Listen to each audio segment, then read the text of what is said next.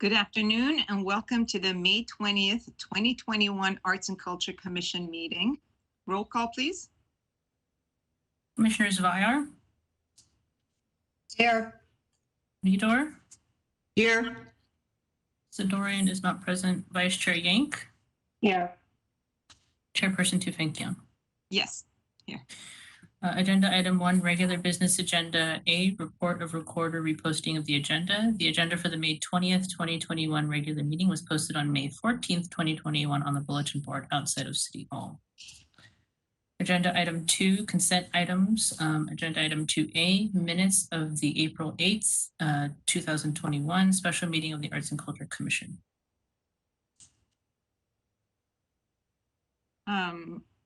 Any additions, changes, amendments to this? Vice Chair Yank? No changes. Commissioner Vyar? No. Commissioner Vidor? No. Okay. Are we going to move this now or both of them together? We can move this individually, so we need a motion to move. Motion to move. Second. Motion to approve. Approve, sorry. Motion to approve. Okay, thank you. Commissioners Vyar, Yes. Vidor, Yes. Vice Chair Yank, Yes. Chairperson Tufenkian. Yes. Thank you.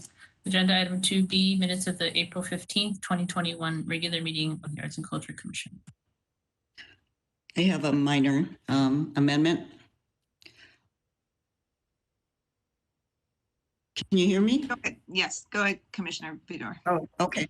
On the section comments from commissioners, there's one word that I think is supposed to say agenda. It says addenda.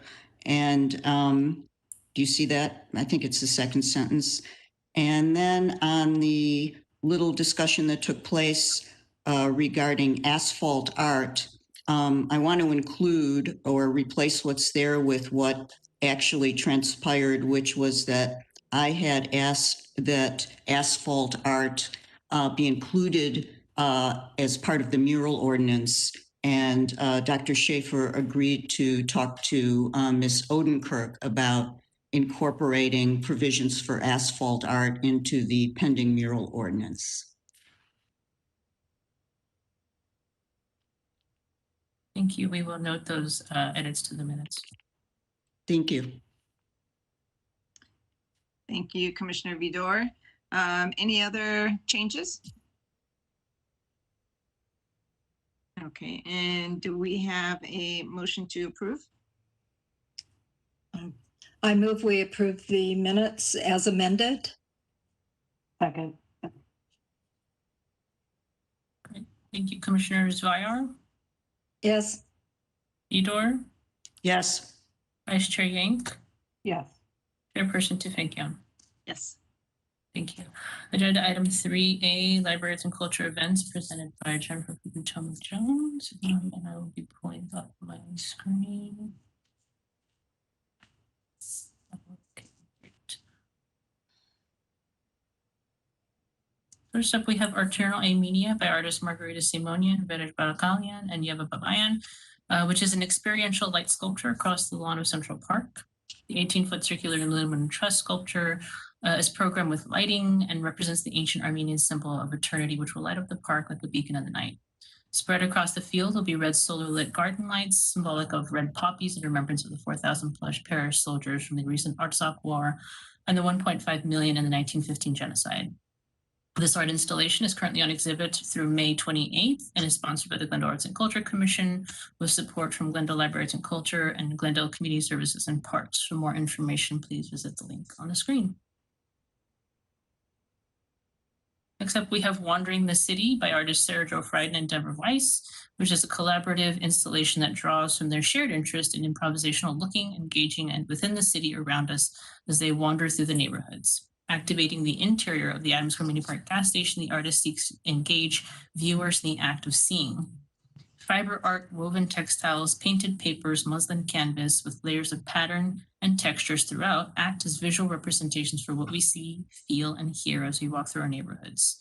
This installation is on exhibit from May 25th to July 9th and is sponsored by the Glendale Arts and Culture Commission with support from Glendale Library Arts and Culture, Community Services and Parks, and the Adams Hill Neighborhood Association. For more information, visit the link on the screen. Next up, we have Projected Visions by artist Ryan Griffin as he engages in creative play and improvisation manifested through projected light, radically transforming the familiar for his digital art projection piece entitled Projected Visions. Here, movements of the artist's hand translate freestyle paintings and animation. A live unique performance will take place every night from May 31st to June 4th at 8 p.m. and participants are invited to attend.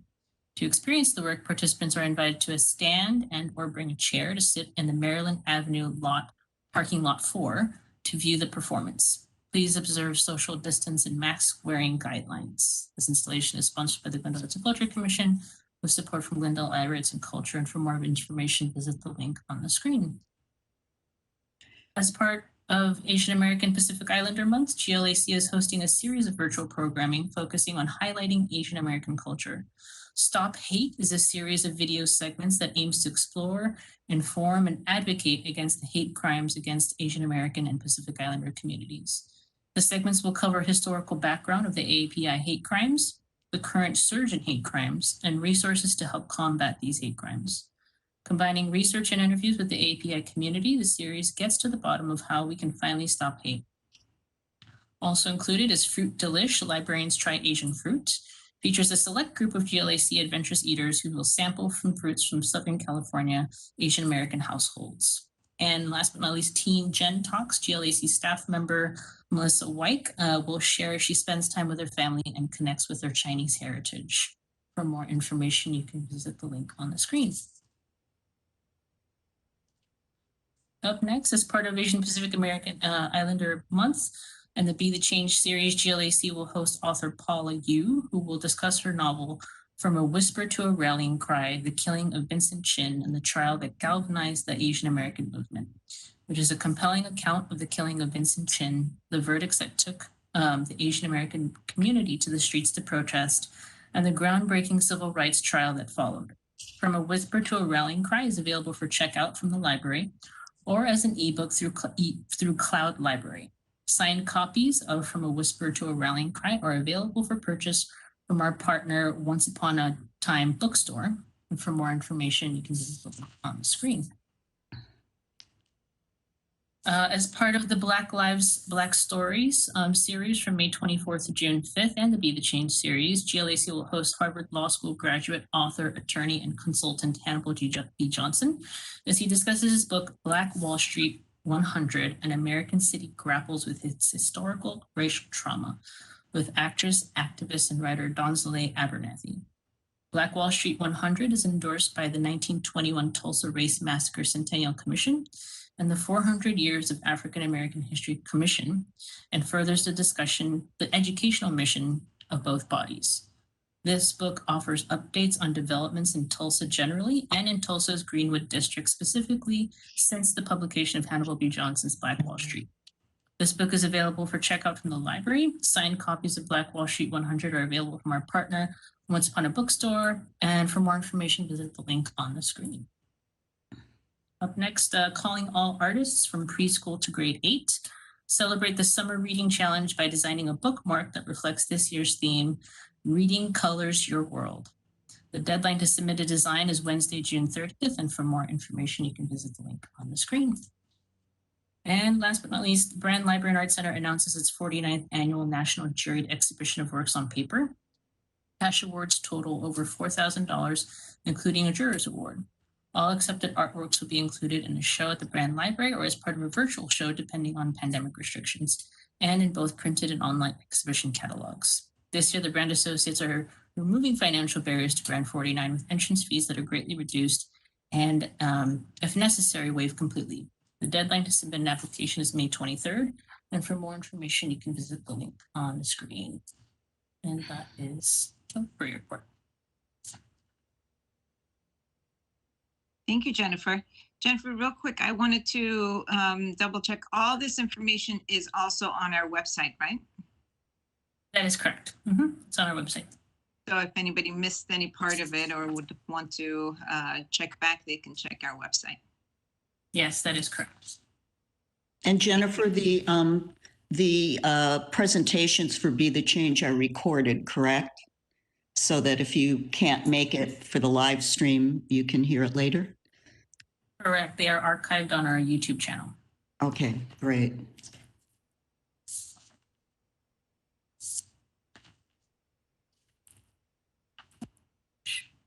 Jennifer, are we going to?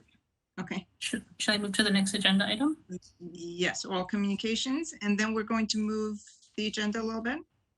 We're actually going to move the agenda right now prior to oral Okay. communications. Per the chair's request, we're going to move agenda item 6A, the BAS projects update. And on the meeting today, we have the BAS projects, Bo Bass, who's with the CEO of the BAS projects, and Nikki Dixon, who's the project coordinator. So I will hand it over to you. Welcome. Hi, everybody. Nice to see you all. Let me share my screen really quickly.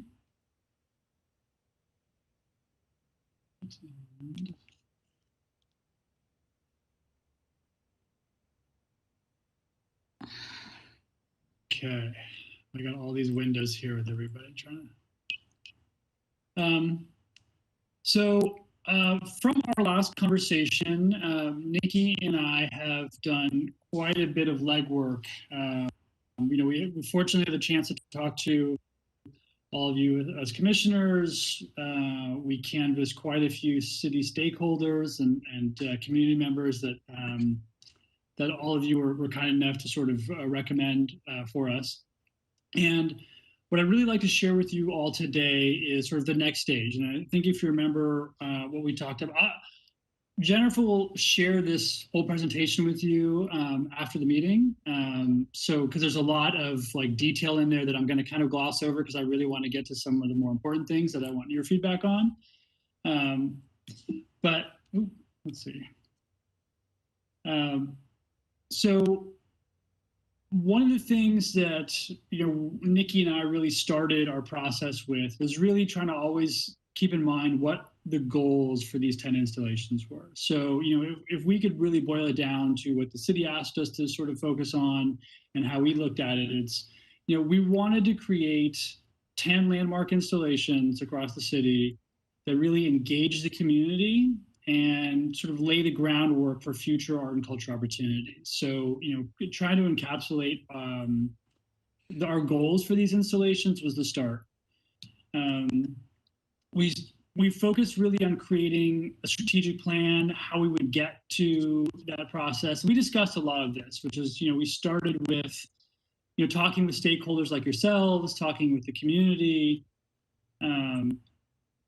really thinking about the types of artwork we would deliver and we'd be working towards, and sort of step-by-step sort of our methodology. And again, I'm not going to read all of this because I'm going to hand this to you. You can kind of spend some time absorbing it. Our biggest focus after talking to everybody, one of the reasons we wanted to talk to everybody in the community and yourselves is, and we had this conversation with all of you individually, was those 10 locations are going to be the most important things. Those are going to be the drivers, right? Once we determine the locations, then we can decide what types of artwork, for each of those locations make the most sense. That'll lead us to our RFP and RFQ process and our artist selection process. And that becomes really the starting point for everything. So I'll let Nikki talk a little bit about, what we did in terms of the background to get to our recommended locations. Yes, so one of the first things for preliminary research that we did was look at the co-urbanized public art map from a couple years ago. First, we wanted to see where public art exists now. Looking at murals and sculptures, we excluded the junction boxes, but we wanted to get a snapshot of where art is throughout the city as it is now. And importantly, getting comments that are already existing from the city and the community from that public art map, and also map those out to see where people wanted art and what kinds of art, and just get an idea of what was already being talked about in the community. And we had our virtual meetings with the commissioners and community stakeholders, including the Adams Hill Neighborhood Association, Brown Associates, ACE 121 Gallery, Black and Glendale Latino Association. And from our virtual meetings, we were able to gather feedback on locations and use some of our preliminary research as a starting point for a platform of discussion of what kind of art or where this art should be. And also just get to know the community more. Both of us are somewhat unfamiliar with Glendale, so we're able to get some recommendations for coffee shops or restaurants through our virtual meetings. And last month we got our boots on the ground and headed over to Glendale and got to try some of the food out, which is great. And so we were able to get an idea of the community being there in person, see the environment, where people are walking, and look at the locations that were suggested to us, and visit each one, try to see what's around that location, what foot traffic was like in that location, and just get the overall feeling of those areas to really inform what our decisions would be moving forward. Thanks, Nikki. And just flipping through these maps, really what we're looking at here, and again, you'll have a chance to sort of go through these, is the red locations were comments and locations that were brought up in the co-urbanized plan, and the green dots are sort of conversations we had with all of you and other community members. So we really went, we spent 2 days really going through, visiting all these locations, taking pictures, and we did spend time. We ate at restaurants, we went to have coffee, we talked to people in the shops, because we really wanted to see and experience those neighborhoods. Every one of those locations people talked about, we got out of the car, we walked around, to really get a sense of what was happening in those locations. And that really led us to, again, I don't know if this is right or wrong, but this is our sense and what we would recommend as a strategic plan in terms of those locations. A little bit different than I think we expected early on. Glendale it's much larger than it even feels on a map once you're out and about. All the different neighborhoods have very different feels to them.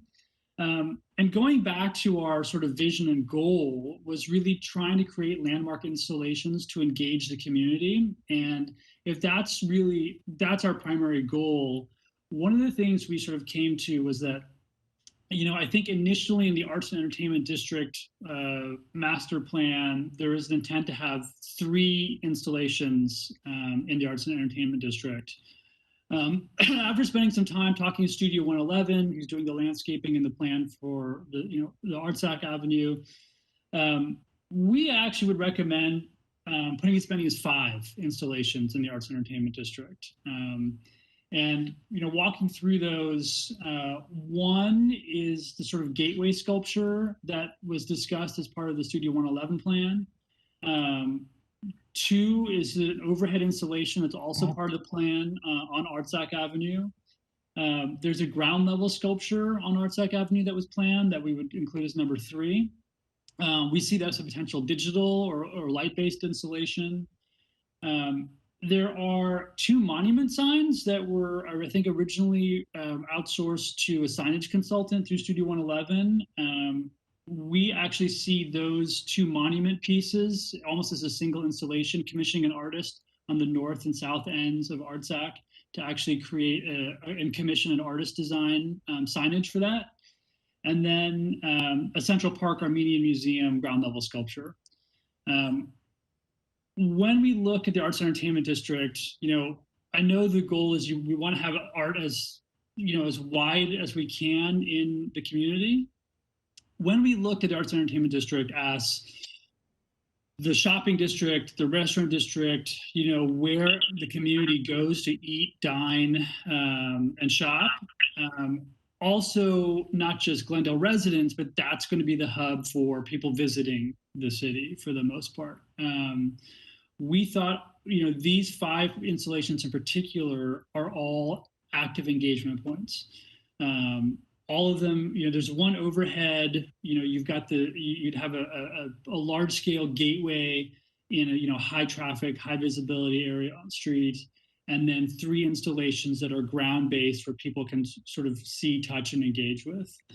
We have rough budgets attached to these, but those were our 5 that we would recommend in the Arts and Entertainment District. And then stepping away from the Arts and Entertainment District, we were looking at a couple other installations. So the different parks were brought up, and we spent some time at Verdugo Park, Fremont Park, and Plummer Park, and really felt that Verdugo and Fremont in particular would lend themselves to potential murals or installations along there are a series of buildings, both restrooms, sort of park-like offices, that are very interesting architecturally, but are just very bland.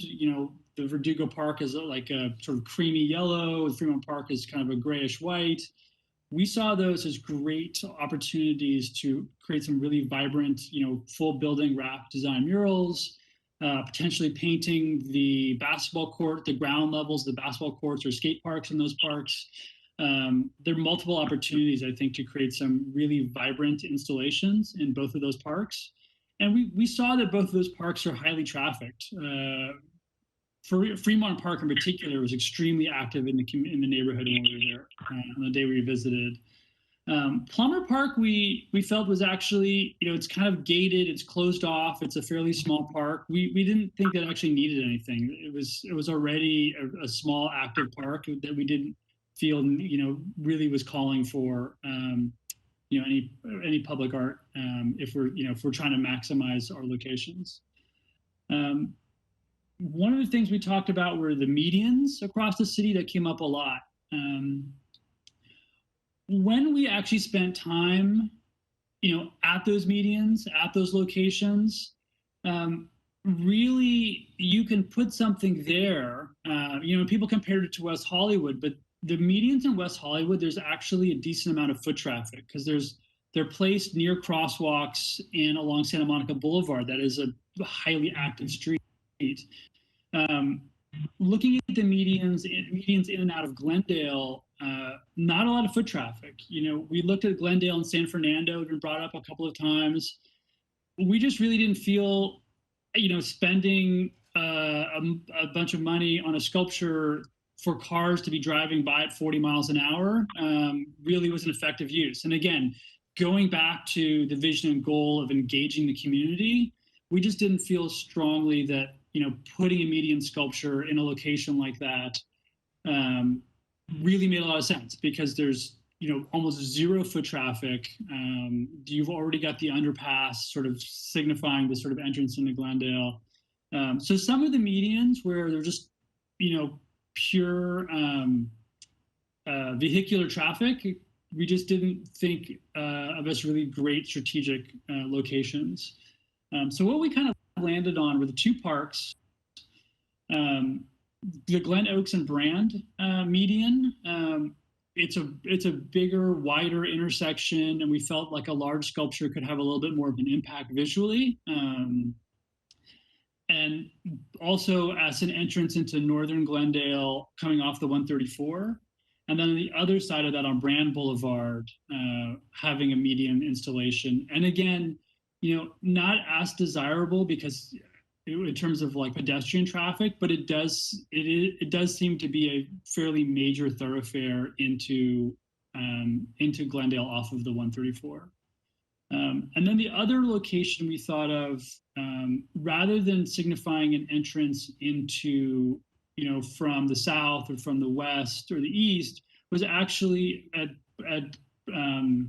Brand in Colorado, which was would be more of a median installation into the arts and entertainment district.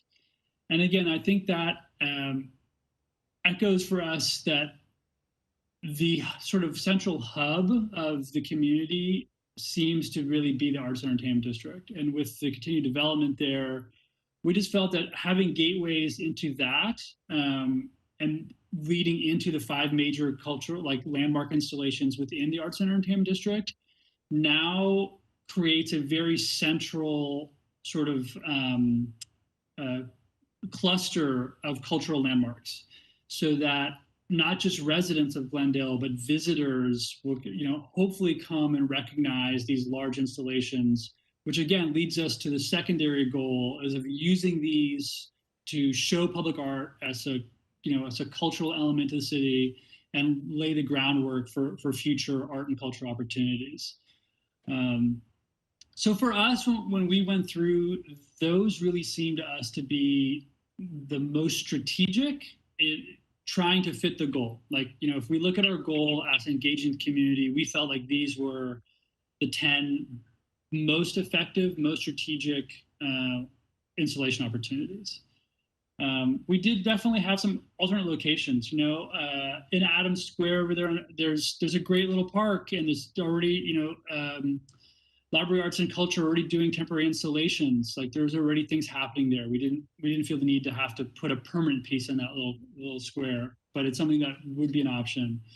The Concord Street Bridge didn't really come up, but we kind of came across it, and it's not a highly trafficked thoroughfare, but we looked at that as a potential opportunity to really beautify and create a really exciting sort of like hidden moment in the city, but also like not as heavily trafficked. Glendale Station and the sort of train station, again, just didn't feel like when we were there, they just didn't feel that active. And we for us, we want to try to maximize each of these locations to get the highest visibility and engagement with the community. So those really were our 10 recommendations. And again, I don't know if there's a right or wrong, but that's sort of how we felt the best way to sort of meet the goals. And then we broke the budgets down accordingly. So, with a $2 million total budget, we wanted to withhold about 10% in contingency. The expectation that, for each of these projects, maybe there's additional engineering costs. We might have to do additional construction and lay footings, extra fabrication costs. So we always like to have a roughly 10% contingency in all these projects. But the 2 largest budgets would be the gateway sculpture, the overhead installation, and then around $100,000 for all of the median sculptures. The 2 monument signage, looking at about $150,000, commissioning 1, maybe even 2 artists to sort of do the signages, and then about $50,000 each for the parks in terms of murals.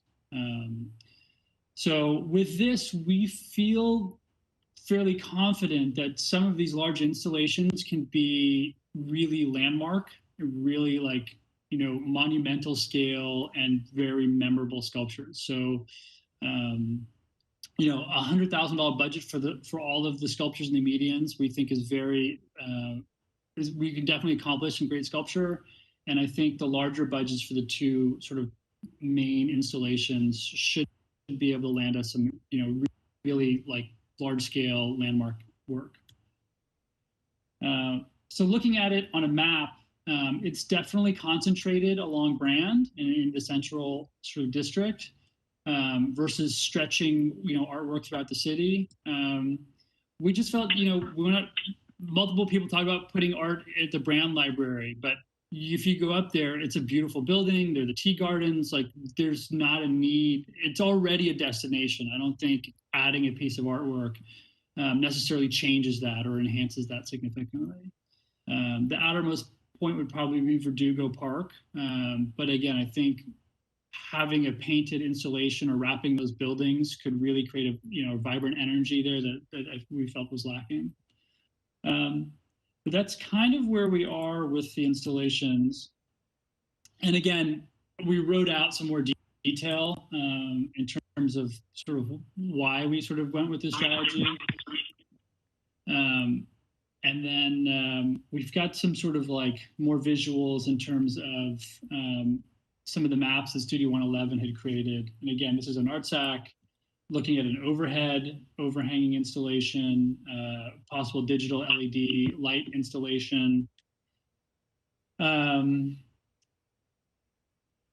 is sort of redundant. And then these were the monument signs. I don't know if you remember these that were they were sort of the signage consultants had sort of come up with.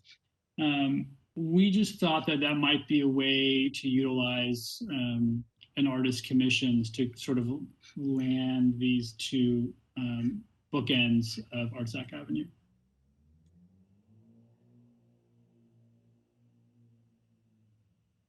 And these are renderings of what the overhead would look like, and either a public art sculpture or the monument signage. We're not crazy about the umbrella thing that's been done, but this was in the rendering, so something major hanging over the space. So we've got some next steps, but I really would like to sort of get feedback from all of you in terms of our recommended locations. Madam Chair.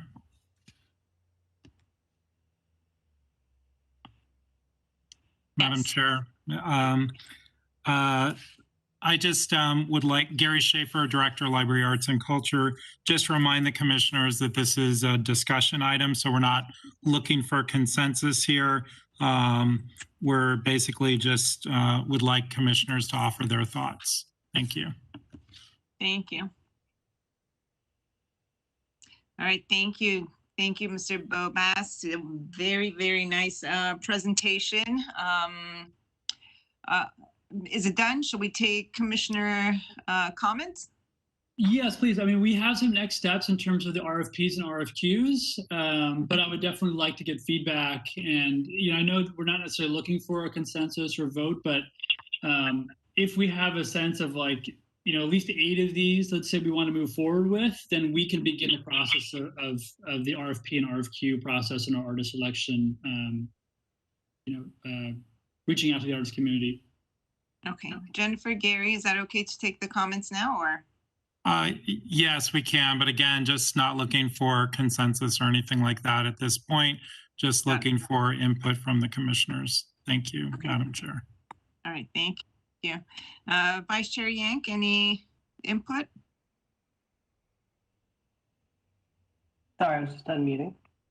Well, first, I just want to thank you, Bo and Nikki, for all of the research that you did and really spending time in the city. I think it shows from the way that you've put together this list of projects.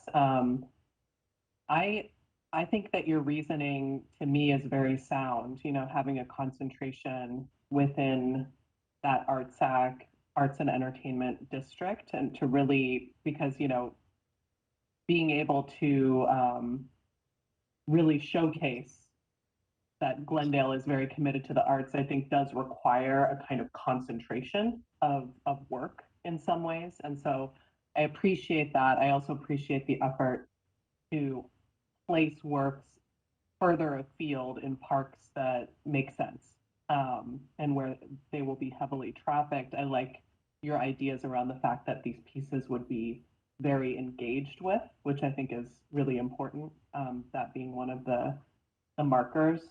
The only thing that I'm bumping on a little bit is just the necessity of kind of this monument signage, and that idea. I guess I appreciate the idea, but I'm wondering if some of the other major installations that are planned for that area might do that work well enough. And I'm not convinced of the necessity of those kind of works. So obviously, if it's a really compelling artist project, then it may make total sense there. But just, are there other possible locations in different areas for some of those types of works? But that's, it's sort of, that's just the one thing that I was bumping on a little bit, but for the rest of the plan, I'm very excited to kind of see what will come out of it.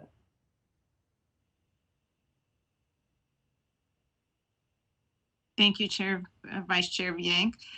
Commissioner Vyar, any inputs? Yes, thank you, Bo and Nikki. I can see that you're getting to know our city very well. Beautiful presentation, and certainly you have identified the ArtSac area and the arts and entertainment area as the most having the most foot traffic.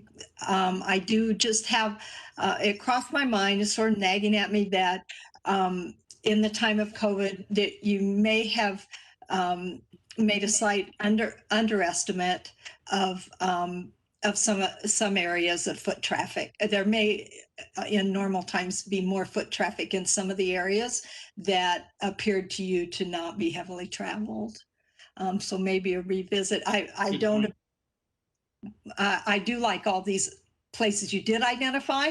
I'm just thinking about ones that did not make the cut that might deserve a second look.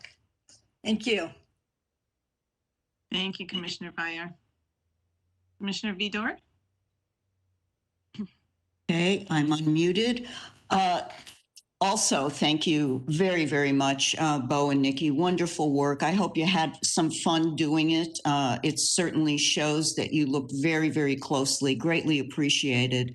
And I agree with my colleagues who have spoken already about what they said. I think although ArtSoc definitely is, the envisioned place of concentration, the monument idea, which I think was those two smaller sculptural pieces you showed us, might be something that could be reallocated to someplace else because it is a small area and there's quite a bit here already. And of course, depending on what actually goes in commercially into the ArtSoc Plaza area, I think the art and those things, the artisanal businesses that grow up there are going to be very important to play off one another. So I'm good with that. I'm good with your other locations. I was thinking that perhaps where you're looking at median strips, such as Glen Oaks, and I like North and South Brand, giving some weight to both of those, that perhaps whatever sculptural installations you envision could be sequential types. I know in Santa Monica, I had seen something that the art piece kind of goes along the median for a distance. It's not just one fixed thing at a certain point. It's something that stretches along. So perhaps there are ways to use that approach. Not sure exactly. I think that the pieces that you choose, I agree with you completely about the rendering on ArtSoc. There is a tendency for things that we render to look very cliche-ish and kind of vanilla, for lack of a better word. And I'm sure that you have artists that you'll pick who will be very bold and audacious in their approach to creating art for us. So that I think is really important. Perhaps if you do a reallocation, there are two interesting areas that I wish I'd mentioned to you that are in South Glendale, and they include, really neighborhoody neighborhoods. One is the Riverdale roundabout, which is in a kind of quasi-historic area in the Tropico section of Glendale. It's a multiple street that feeds into a grassy roundabout. And then there's also another one at a place called Piedmont Park, which is a residential district on East Lexington that also includes a roundabout and is quite, during normal times, a walkable area. So I don't know if those were under consideration, but if they hadn't been, maybe you could just have a glance at those two places. But, the direction you're going in, I think, is very good. I think that's all I have to say. Thank you. Am I unmuted or can you hear me? Yeah, can hear you. Okay. I can't. I lost my ability to see. I'm on with the screens out where to mute or unmute. Commissioner Vyar, Commissioner Vidor, both I think very good recommendations, and Commissioner Yank definitely will take a note of those monument signage, and I think look at reallocating those somewhere. I think that's a good point from both of you, and Commissioner Vyar about locations that maybe post COVID are busier than we're seeing them. So thank you. Thank you. Thank you, Bo and Nikki. Would you like to go ahead with the rest of the presentation? Sure. So really, I think our next steps is, as we're finalizing these locations, I think that, to us, that was the most important step. And I think once we sort of are ready to move forward on locations, our team will draft an RFP or RFQ for each of those locations, looking for certain specific types of artwork. Obviously with the parks, we'll be looking at painted murals or ground level paintings. For the gateway, we'll be looking for artists that can create large scale works. The sculpture on ArtSac, I think we're really looking to try to have something digital or light based. So we'll try to steer the RFQs to deliver us the type of work we're looking for. We'll have an open call. One of the things that's been great is obviously we have a quite large network, and we've worked with a lot of online resources to make sure that the largest art communities possible can see these opportunities. But Nikki and our conversations with local organizations, being able to help potentially get us local artists involved, and then we never rely on an RFQ for everybody. We'll definitely be reaching out to artists both local and international for some of these these projects. Sorry, for some of these projects, to make sure that we're getting the talent that we really want applying. I think once we get through those, get the applications in, we will generally shortlist and then put out specific RFPs for actually asking for proposals from the shortlisted artists to get us some site-specific ideas of what they propose, at which point we'll let the commission, the Arts and Culture Commission, really make those determinations. But that's really our next step, is creating RFQs for each of these projects. Every one of these will have its own RFQ because each one will be treating as a very different project, and steering artists into those. So I think over the next couple of weeks, we'll start drafting those, release them. We'll be releasing them probably by the end of June, and then by the end of July we should be starting to review applications. And Bo, where would artists be able to find these RFQs? We will be using a platform called Submittable that we've used on multiple occasions to actually receive the applications. We will be posting these, and we can give a list of, there are probably a half dozen arts websites we're supposed to, and then we'll also be releasing these to a lot of people, like a lot of the community organizations we talk to, and the Arts Commission as well. If the Arts and Culture Commission, we'll be able to, as many people as we can have sharing these, the better. So we can have the link on our website as well. Yes, absolutely. Okay, great. Thank you. Any comments or questions, Vice Chair Yank? No, not at this time. Thank you. Commissioner Vyar? No, thank you. Vidor? Nope, sounds good. Okay, well, thank you so much for your presentation. That's it, right? Yeah, that's it. And, okay. Jennifer, if you can share with the Arts and Culture Commission the PDF that, you guys will all have time to review it, spend a little more time in detail. And if you have any comments, please reach out. And, maybe we'll be following up with all of you individually over the next couple of weeks. Thank you very much, and appreciate all the work that you've done. Great. Thanks, everybody. I can't wait till we get them all installed. I know. We'll get there. All right. Thank you.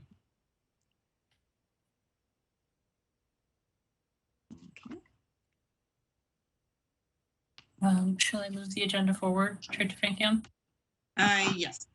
Moving forward, so we've got oral communications. We have one oral communications, but it is specifically for agenda item 5, so we will Okay. hold it. Okay. We're going to move to agenda item 5A, public hearing, design review of the Art Happens Anywhere mural, Yoshito Meditating in the Woods, located at 140 North Louise Street. Motion approving with conditions, design review of the Art Happens Anywhere mural, Yoshito Meditating in the Woods, located at 140 North Louise Street. All right, thank you, Jennifer.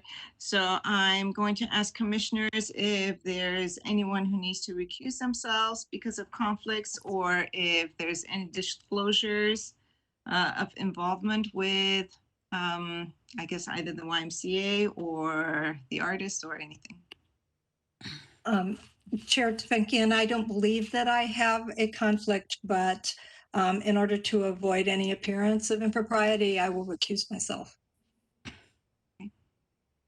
Thank you, Commissioner Bayar. Anyone else? Okay. Commissioner Viar, this is Mike Grant. Could you just give just a brief statement why? Oh, yes, of course. My husband's president of the YMCA board. Thank you. Is that adequate? Is that sufficient Yes. information for you all to understand? Thank you. Yeah. All right, thank you, Commissioner. Okay, so if there's no others, then we will announce the opening of the public hearing for the Art Happens Anywhere mural, Yoshito Meditating in the Woods, located at 140 North Louise. And staff, and okay, Jennifer, would you like to present? Or I have moved Commissioner Viar to the lobby. Once the public hearing is over, I will move her back into the meeting. But I'm going to share my screen at the moment. Okay, so again, Jennifer Tommy Jones, What's Cultural Administrator. In regards to the location of the mural, this is a staff report that we have. The location is the applicant is requesting approval of a mural to be painted on the exterior wall of the YMCA located at 140 North Louise Street. The mural will face the parking lot of the YMCA facing north on Louise Street. The project site is exempt from CEQA review as a Class 1 existing facilities exemption pursuant to Section 15301 of the state CEQA guidelines because the proposed mural would be on the applied exterior wall of an existing building and no other alterations to the building or expansion of the use is proposed. The site plan, project site is the exterior north-facing wall of the YMCA in the downtown specific zone, the DSPA zone, off of Louise Street. The property is part of the YMCA. The YMCA contains 22 parking spaces directly next to the YMCA.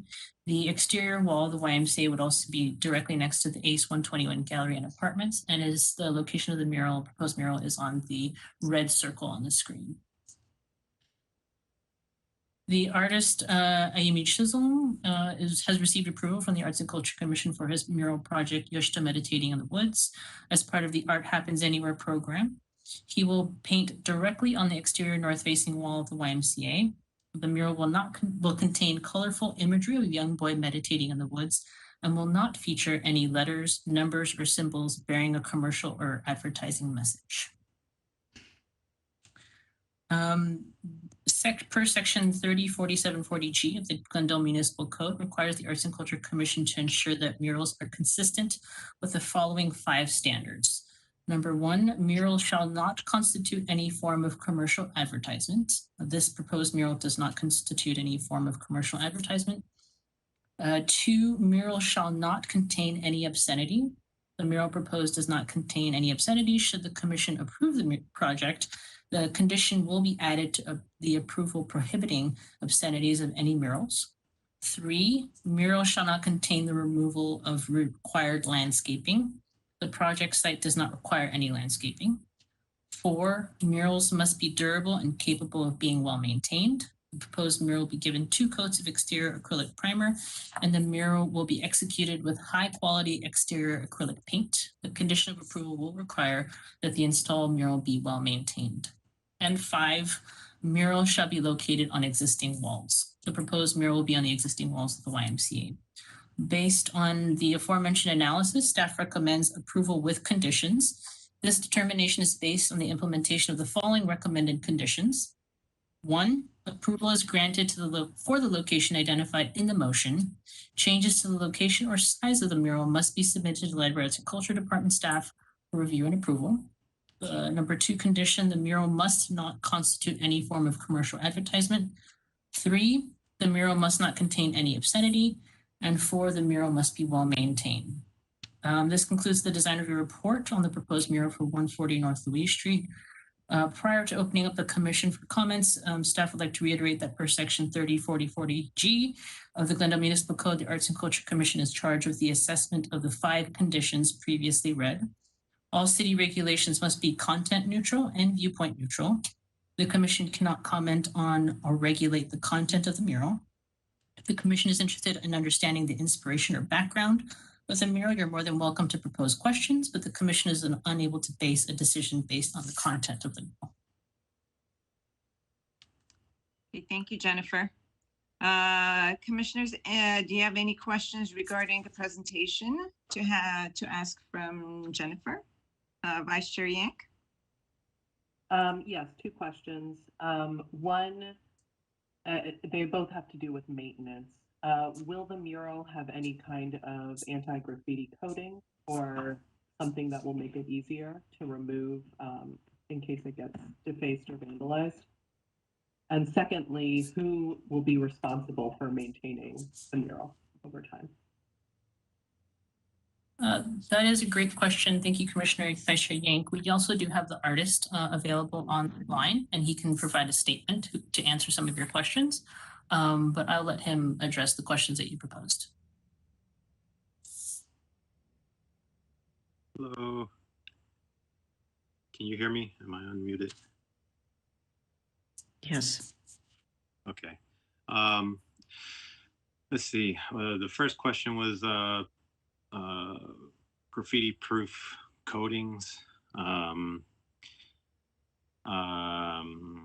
I could do that kind of thing. I've been looking at, I guess there's 2 different types of mural coatings. There's like an acrylic base and then a wax base. And things that I've been, I guess, reading about is that both of these kind of coatings are also kind of problematic in themselves with like, they either like fog over time or turn yellow. So I'm not sure if that's something that, you know, we would actually want to do. I do stay in the building right here next to the YMCA in the ACE 121 building. So any kind of maintenance in terms of like any kind of, if the mural is defaced, let's say, I am like on site, so to speak, to handle any kind of repair work to it, basically. So.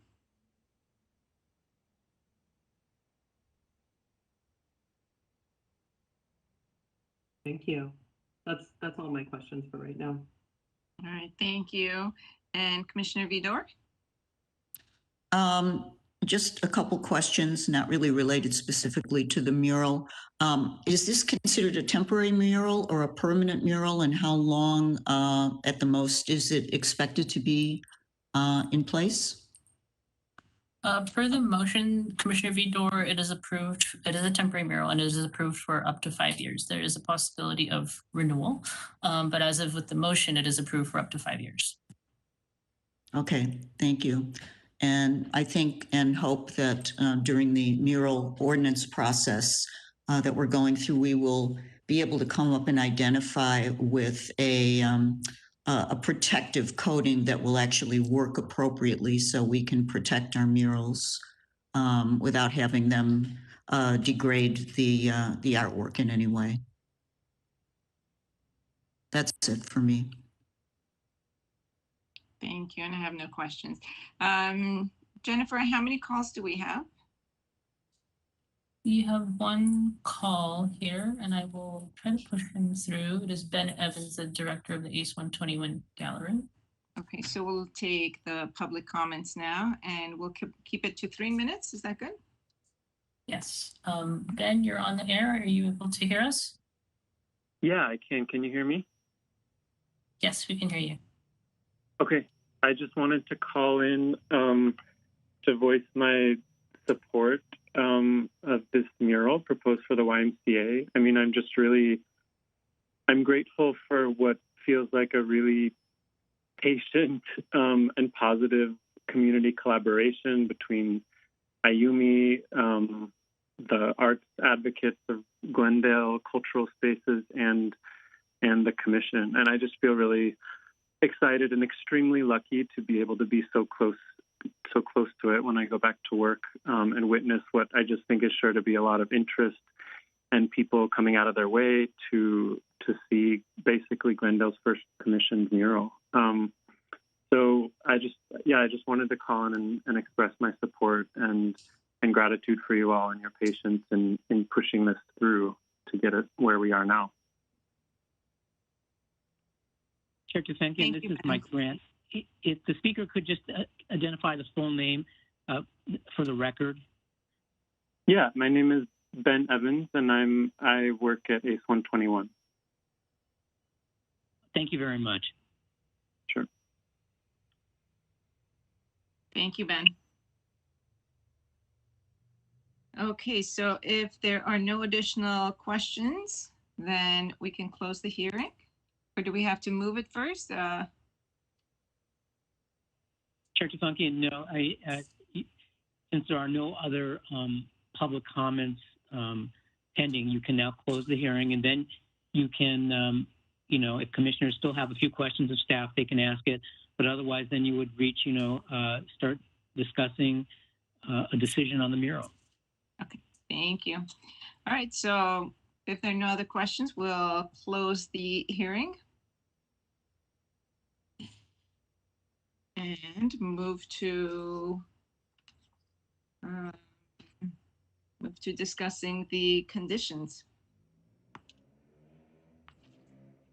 Vice Chair Yank, any questions regarding the conditions for the mural? This is Mike Grant, if I may. Yes. At this point, you can discuss the standards to make sure that each commissioner, determining whether it meets all the 5 standards, and also can also discuss conditions or any additional conditions that the commission may have. So okay. So I'll read the standards one more time. Number 1, murals should not constitute any form of commercial advertisement. Number 2, murals shall not contain any obscenity. Number 3, murals shall not cause the removal of required landscaping. Number 4, murals shall be durable and capable of being well maintained. Number 5, murals shall be located on existing walls. I guess now we'll open it to a discussion. Vice Chair Yank? I believe it meets all of the conditions. My only, I think, suggestion is that it's wonderful that the artist will make themselves available to fix up the mural, but I'm wondering if the city would be able to put in place some kind of contingency plan in case the artist, for whatever reason, is not available. Should the artist decide to move away in the next 5 years, or since it is a 5-year time span, I feel like having some kind of plan around maintenance is very important for the longevity of the artwork, and relying solely on the artist, to me, does not feel sufficient. So just in case the artist cannot, for whatever reason, maintain the mural, that the city is able to support the artist in that endeavor to ensure the integrity of the artwork. Very good suggestion. So that's my suggestion, is to get more specific about how we're going to ensure that maintenance over time. Mhm. Very good suggestion, Vice Chair. Commissioner, can Commissioner Villar come back in or? Not yet. Chair Duncan, not yet.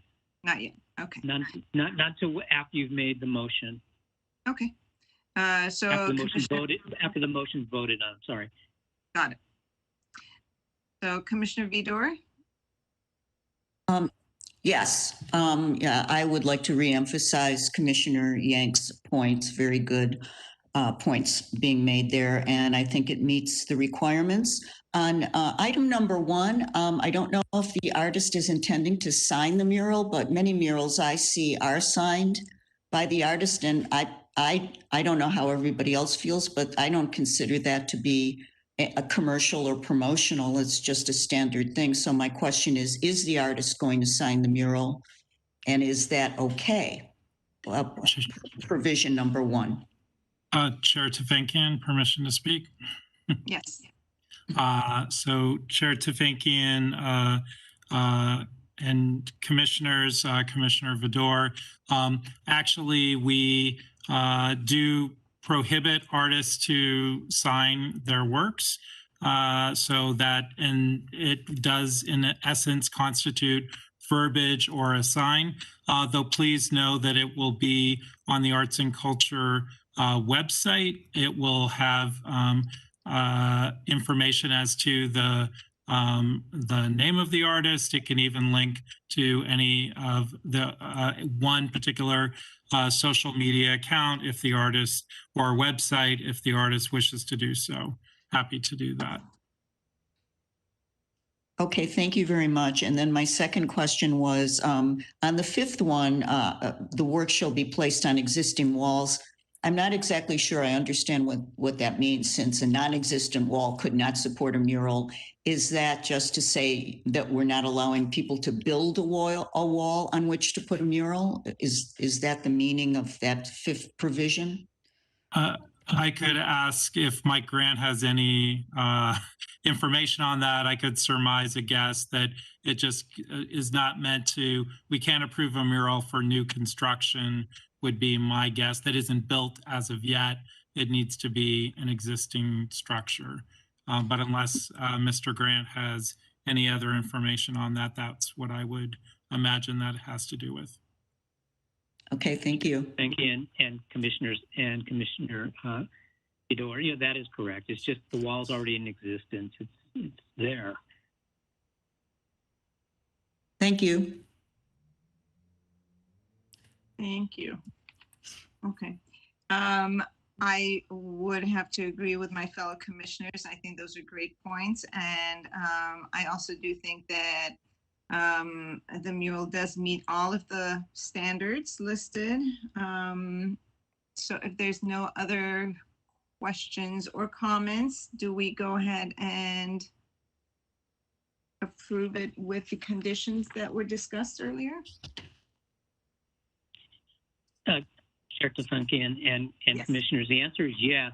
However, you would probably want to, based on the discussion you've had, add a condition or modify it, saying, being well maintained, and submittal of a plan for its maintenance during the 5 years, something to that effect. You would want to do, okay. Add that verbiage. Okay, thank you. And who would like to move this? I can take a stab. Motion to approve with the added condition that the city submit a plan for the maintenance of the mural over the next 5 years. That the Art Happens Anywhere mural Yoshito Meditating in the Woods, located at 140 North Louise Street, be approved. Do we need to read the other conditions, or it's already noted? Well, yes, if you just say that, that you are adopting the staff's recommendation as stated in the report, plus this new condition about a maintenance plan, I think that that that would be sufficient. Okay, so we're going to include all the previous alternatives conditions, and we're adding the new condition that Vice Chair Yank suggested. Does she need to say it, or is this sufficient that I said it? At this point, I think the motion's been made. We just need a second and Okay, then the vote. I think Commissioner Vidor, you would be the only one to second it, right? Oh, second. Sorry. Okay, thank you. Oh, I'll do a quick roll call. Commissioners Vidor, Yes. Vice Chair Yank, Yes. Chairperson Tufenkian. Yes. Great. Thank you, Ayumi, for attending. You're welcome to log off now. Congratulations. Thank you. Beautiful Yes, work. thank you. We're very Thank you, excited. everyone. I'm excited. Look forward Thank you. to Can't wait to see getting it. done. So I think now we can invite Commissioner Vyar back. Correct.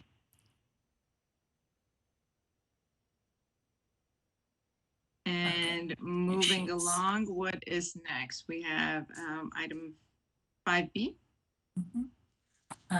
Great. Agenda item 5B, report on the Claremont Graduate University Arts Management Apprenticeship Opportunity. Motion approving the funding of a stipend for a Claremont Graduate University Arts Management Apprentice in an amount not to exceed $1,800 from the 2021-2022 work plan. Per the report that is stated, we in 2020, we worked with a Claremont Graduate University apprentice named Loreto Lopez, who was able to do the research and analysis on the Glendale Public Arts map. And moving forward with this apprenticeship opportunity, we would work with the Claremont Graduate University Arts Management student to do the research and development for a storefront art program, which would be a pilot program that we would launch within the city. And this student would work with us in June, July, and would provide us with some recommendations for launching and piloting the storefront art program.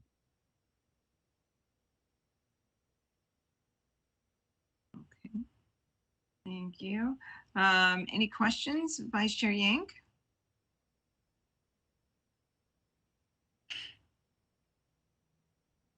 No, I don't have any questions at this time. Commissioner Vyar? Excuse me. Sorry. Can you hear me? Yes. Okay. No, I don't have any questions at the moment. Thank you. And Commissioner Vidor? No comments. Think it's a great idea. Yes. Same here. Thank you. And do we have a motion?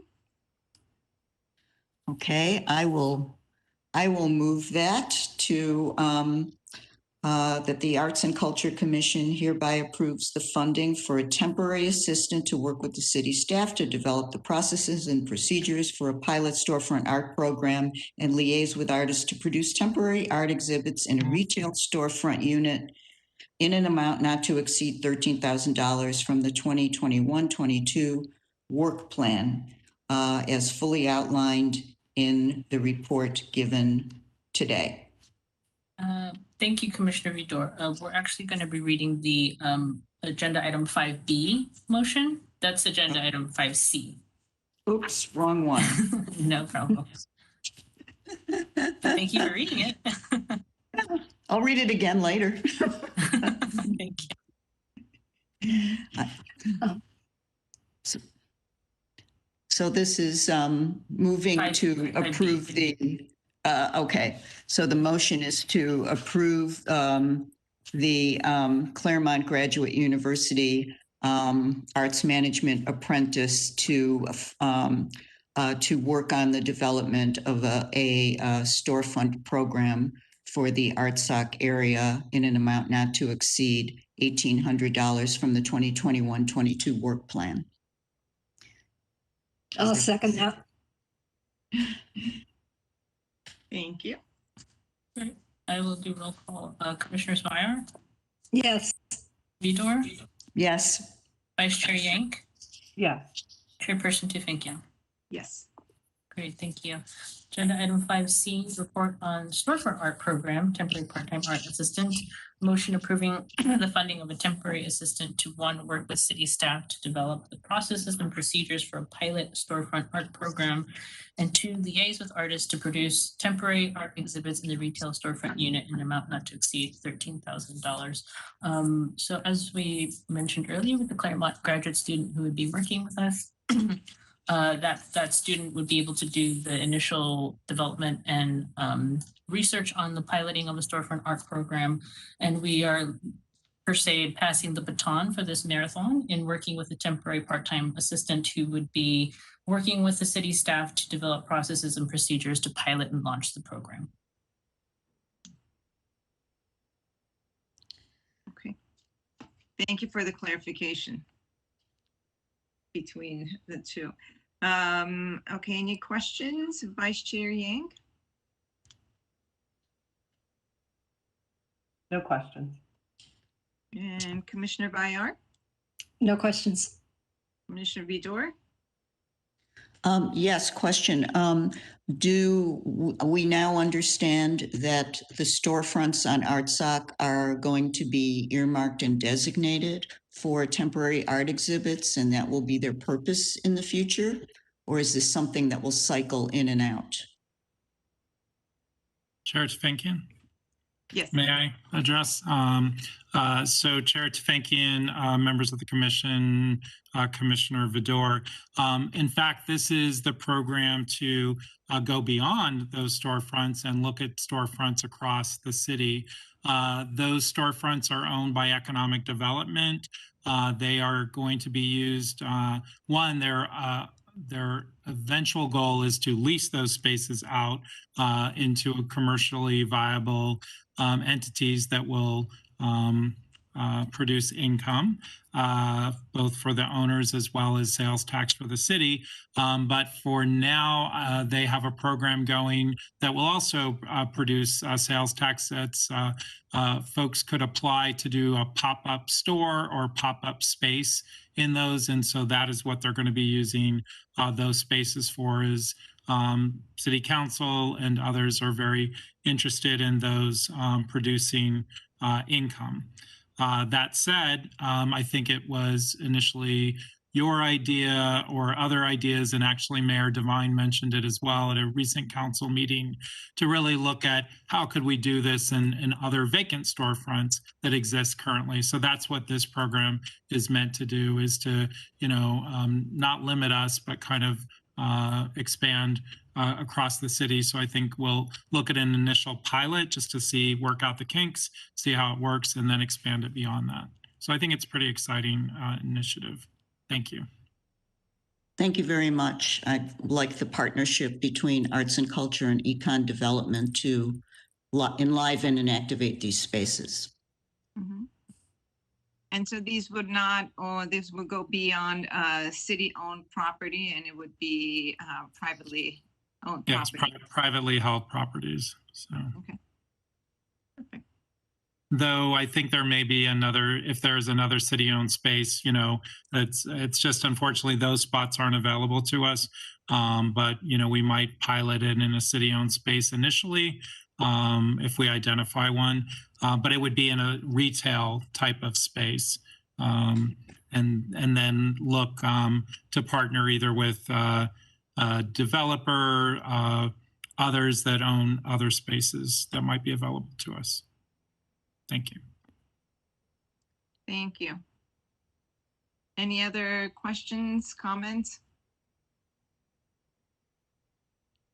If not, Commissioner Vidor, would you like to read it over again? Obviously just dying to read this thing. Okay, so I'll move that the Arts and Culture Commission approves the funding for the, interesting. Funding to develop processes and procedures for a pilot storefront art program, including liaising with artists to produce temporary art exhibits in retail storefront units in the amount not to exceed $13,000 from the 2021-22 work plan outlined in the report that was given today at by the Arts and Culture Administrator. Thank you. And do we have a second? I'll second that motion. Thank you. Thank you. Roll call, Commissioners Byer, Yes. Vidor, Yes. Vice Chair Yang, Yes. Chairperson Tiffany. Yes. Thank you. Agenda item 5D, report on the 2021 Brand Library Plaza series. Motion approving a maximum of 5 concerts as part of the 2021 Brand Library Plaza series to tentatively take place from August to September 2021 at a location to be determined, and in an amount not to exceed $60,000 from the 2021-2022 work plan. This was in response to on the April 15th regular meeting of the Arts and Culture Commission. Commission approved a temporary postponement and directed staff to find potential locations for the 2021 Brand Library Plaza series. Staff has had internal discussions and has identified 3 potential locations. One is City Center Plaza, which is near the Perkins Building and City Hall, Brand Park, potentially near the Japanese Tea Garden, and Verdugo Park. Due to the increased mandatory requirements for outdoor performances from LA County, such as health screenings, sanitizing stations, portable restrooms, fencing, etc., staff is proposing a maximum of 5 concerts for this year to take place from August to September 2021, and to accommodate the pre-approved budget for the Brand Library Plaza series, an amount of $60,000 for the 2021-22 work plan. Thank you, Jennifer. 5 would be a cutback from how many? How many did we have scheduled? In the past, we have done 12. It is a significant cut, but mainly due to the costs that are increased due to the COVID-19 health protocols that would need to be in place. And how are you selecting the 5? It would be from the 12 that were selected for last year. We had I believe you and Commissioner Vidor were on the committee that we chose for 2020. So those artists are waiting in the wings per se, and they would be 5 that would be chosen for this series. Okay. And would we accommodate the remainder next year possibly? We could definitely discuss that as a possibility for next year. Thank you. Any questions or comments? Vice Chair Yang. No, I think this is great that you're interested in planning on moving forward with this. Has there been any headway on the location? I'm just curious. We have been talking internally with park staff in regards to what locations might be possible. A location hasn't been confirmed as of yet. We're still in discussions. But Director Schaefer, is there anything you'd like to add? Not necessarily, no. Just as you had said, we're investigating possibly the Civic Center Plaza. There's a remote possibility that we may be able to hold it at Brand Park, though I don't want to get folks too excited about that, but we're trying. So that's 2 of the locations we're looking at right now. Great. That's all my questions at this time. Thank you. Commissioner Villar, any questions? Well, are you expecting to limit the attendance in some way? Is that a consideration in selecting the locations? It is Commissioner Villar, that's a great question. It's a bit of a moving target right now. The LA County health protocols change nearly every day, for sure, every week. One week we would have to require ticketing for all event, one week we don't. So we're just going to try as best as possible to accommodate whatever the LA County health protocols are. And it could change actually probably from your first performance to the last performance too. So yeah, thank you. That is correct. As an example of the changing of the tide, I attended a outdoor performances workshop that was held by the LA County Department of Arts and Culture. And while they were sharing the health protocols changed. So it's kind of a moving target, but we're going to be as flexible as possible. As we all should be. And Commissioner Vidor? Well, I think it's great that we're proceeding with this, and any of those locations under consideration are great. Of course, since it goes over 2 months, August and September, it would be wonderful if we could do one every weekend, and maybe bump it up to 8. But I have to admit, I don't understand all of the difficulties and logistics that go into organizing events like this under the circumstances. So I'll kind of just say that for the record, but not request that it be done. So as much as we can do, we'll do. And if that's it, that's fine. Okay. Thank you. And thank you, Jennifer, for all you're doing. And do we have a motion? I could do that one if nobody else wants to. Okay. I have it printed out. I might as well. I will move that the Arts and Culture Commission approve a maximum of 5 concerts as part of the 2021 Brand Library Plaza Series to tentatively take place from August through September 2021 at location to be determined, not to exceed $60,000 from the 2021-22 work plan as noted in the Library Arts and Culture Report read today, May 20th. Thank you. Do we have a second? I can second. Great, thank you. Roll call, Commissioners Vior, Yes. Vidor, Yes. Vice Chair Yank, Yes. Chairperson Tufenkian. Yes. Yeah. We're going to move on to agenda item 6B, discussion item 2021 6-month work plan progress updates. First is Art Happens Anywhere California Love mural update. Staff has proposed that the Art Happens Anywhere mural California Love be located at Verdugo Skate Park, which has been discussed at the commission meetings. Under the current city zoning regulations, the Verdugo Skate Park is under an SR zone, which is a special recreation zone. However, staff has prepared a written request to the city manager's consideration for administrative exemption, which would be under administrative policy 5-3. Permit review and approval for city construction projects that requires that, to the extent possible, the same standards and processes used for review would be also for private projects apply equally to plans of the city projects.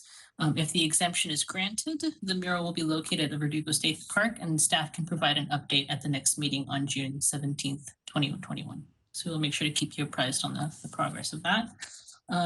Also up next is the Art Happens Anywhere meter pole project update. Staff attended the Montrose Shopping Park Association meeting on May 6th to present the meter pole art project.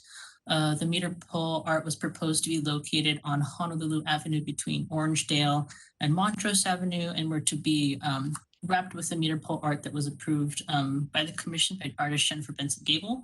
The Montrose Shopping Park Association expressed some concerns in regards to the durability of the artwork and the designs of the artwork. So staff is having internal discussions into potential alternate locations before the meter pole art would be located, and can provide an update at the June 17th meeting. Number 3, cultural equity and inclusion plan update. We have received a proposal from a potential consultant who would be able to provide a scope of work for the Arts and Culture Commission in regards to the cultural equity and inclusion plan. We are reviewing the proposal now, and we'll be able to provide an update on the next steps for that status at the June 17th meeting. And finally, My Relic, which was part of the the She Loves Collective Art Sock storefront exhibit, had an installation entitled Breaking Bread.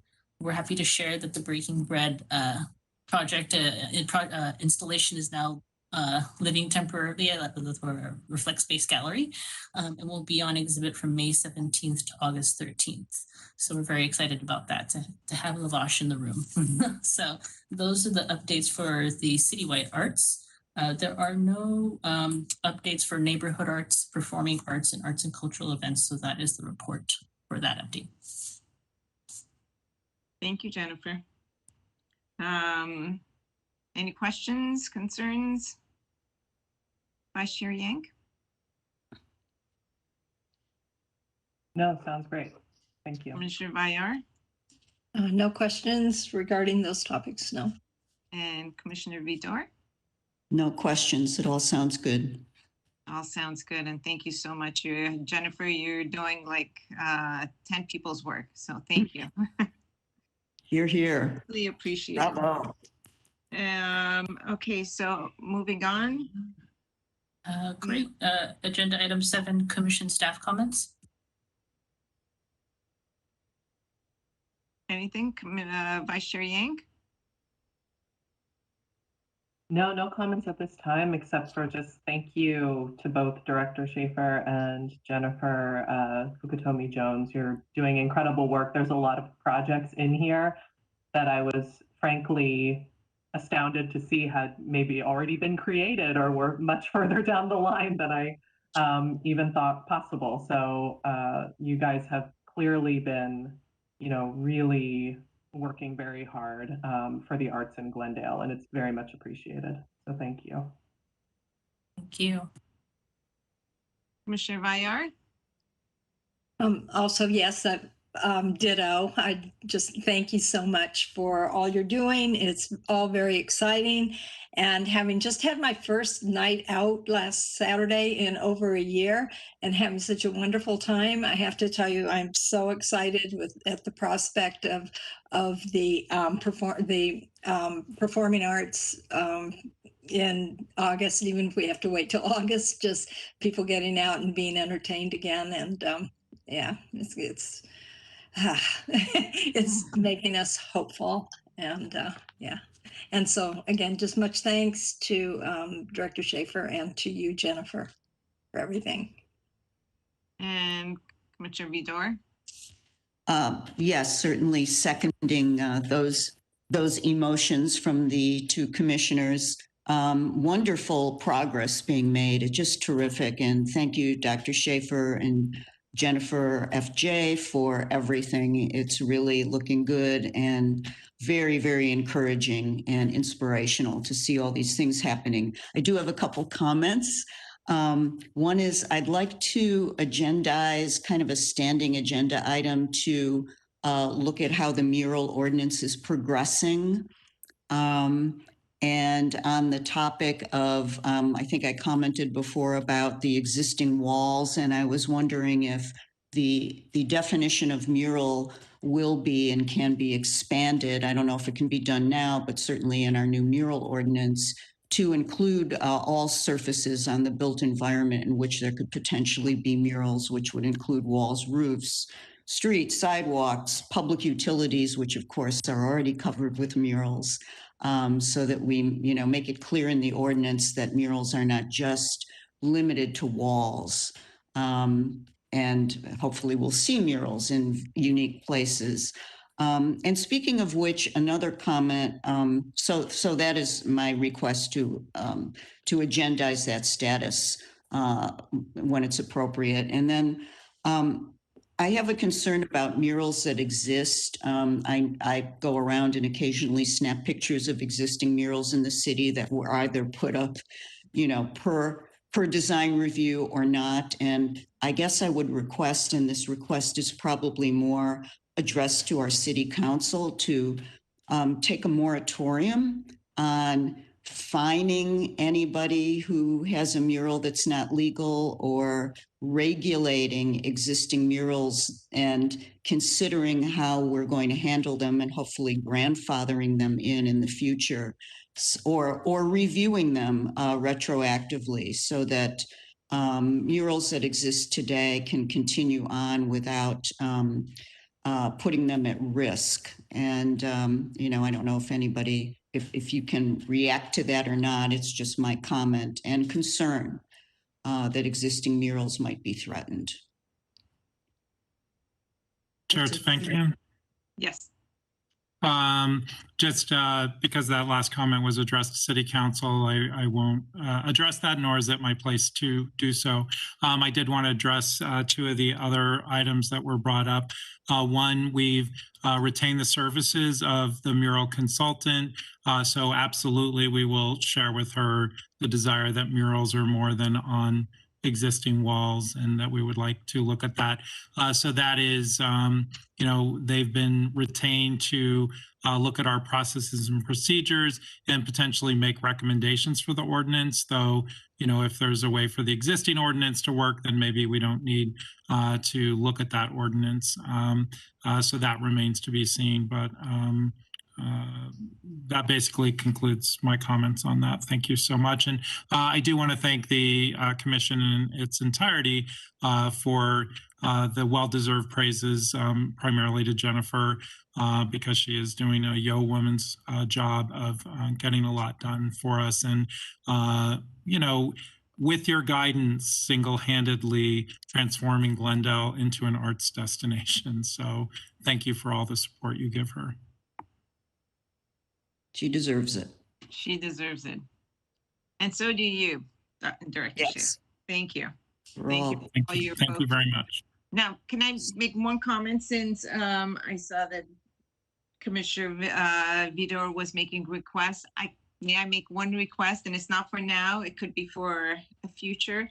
I just always feel like marketing is such an important thing. If we could think of different ways of marketing what we're doing to reach the more people, because I think there's so many wonderful projects that are going on here, and I would like more and more people to know about it. So yeah. All right, thank you. Thank you very much. Great, thank you. I will move to agenda item 8, written communications, which we do not have any. And then we have agenda item 9, adjournment. Wow, and we thought we were going to go till 4:30.